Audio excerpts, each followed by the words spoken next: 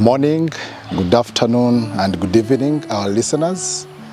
My name is Richard Chakwajuko, and I work for Baylor Foundation Uganda. And we have been supporting Ministry of Health to come up with a digital mobile self-care Uganda application. This self-care application is premised on the national self-care guidelines that were launched in 2024, and largely they are to support communities and citizens to access quality information that has been approved by Ministry of Health, but then also relatedly to ensure that the community out there can access and maintain fit for their healthcare practices. So this mobile application has been designed currently to work on the Android platform, and it can be accessed currently in two formats. One, it is through using a QR code, that is a quick response code, or you can move on to the Google Play Store, where you can access by writing Selfcare UG application. So once you get there, you can always navigate through the different modules that are currently there. For starters, we started with 4 basic modules. One is to do with HIV self-testing, because we wanted the population to quickly access information but then also test for HIV. Module number 2 is to do with non-communicable diseases, because we know that there is currently an uprise of non-communicable diseases. And then module number 3 is to look at family planning, and then the maternal health care components, where we are targeting antenatal care services for the mothers. So why is this application important? We envisage that it is going to provide the community with quick access to approved information from Ministry of Health at the comfort of their homes. Number 2, it directly fits into the Ministry of Health digitalization agenda, because we want as much as possible to run away from the paper-based kind of elements. Number 3 is that we think that it is going to make the entire workflow efficient, because instead of health patients moving out to look at, waiting into the lines, it's much more better that now they can first access the basic information and then later on move to basically just consult. So in a way, it reduces client waiting time at the facilities, and then also it improves on the constraints of the limited health workforce, but then also the infrastructure for the health care that is currently available. So we think that as part of our next steps, and what is currently very important, is that we need to support the process of scale up, because we did have a national launch by His Excellency, the Ambassador of Uganda, and the Ambassador of the US government, His Excellency William Pope. And from that point, we are supposed to be rolling it out to the other regional levels, up to when it will reach to the real person or citizen out there.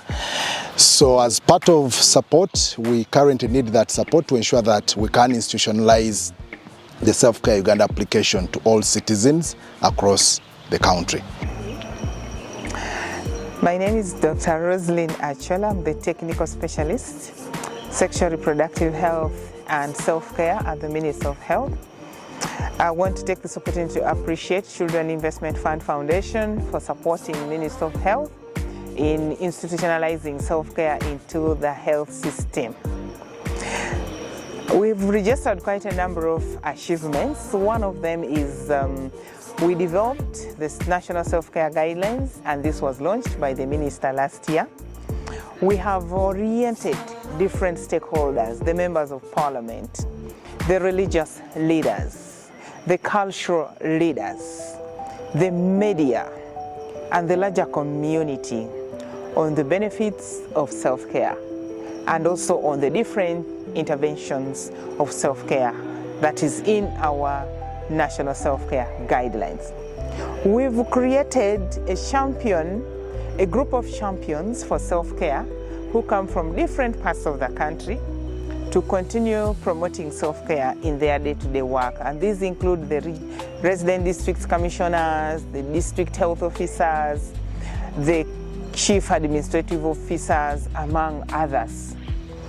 We have also established the multi-sectoral coordination for self-care, because this is not only a healthcare issue, but it is a multi-sectoral issue. It falls under Ministry of Education, it falls under Ministry of Finance, Ministry of Gender, Labour and Social Development, and other ministries, simply because the President of the Republic of Uganda has given a directive that self-care must be embraced in all line ministries, including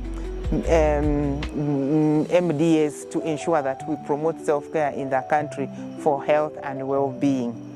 We have also worked with the Ministry of Education to review the curriculum for nurses and midwives to be able to have their training based on the competency framework that we adapted from WHO competency framework. So our curriculum, we have reviewed some, and the review process is still ongoing. We have also developed an investment case that is showing how much the returns to investment, that when government invests in self-care, then it will have saved a number of dollars, which would therefore be spent on complicated cases, like when people do exercises, would reduce on non-communicable diseases. If women embrace family planning, we would reduce on issues of maternal health complications.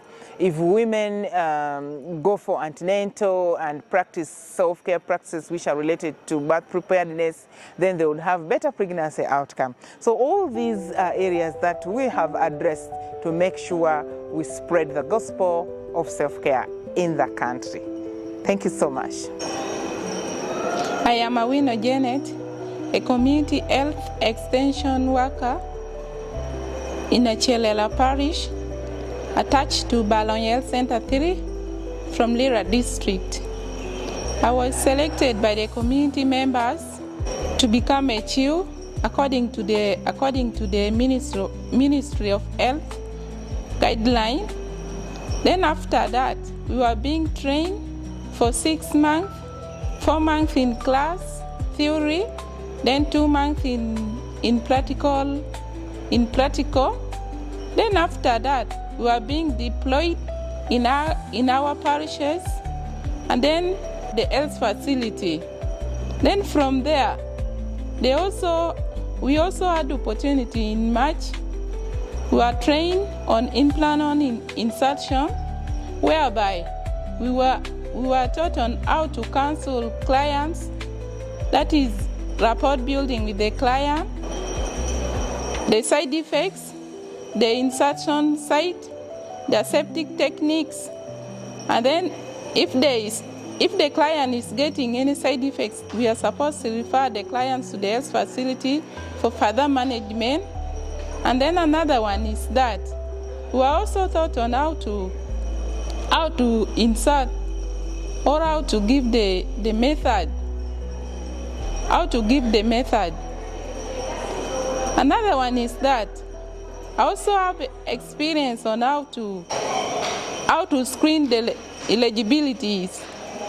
Those who can use the method and those who cannot use the method. Because of that, I beg to stop here. Thank you so much.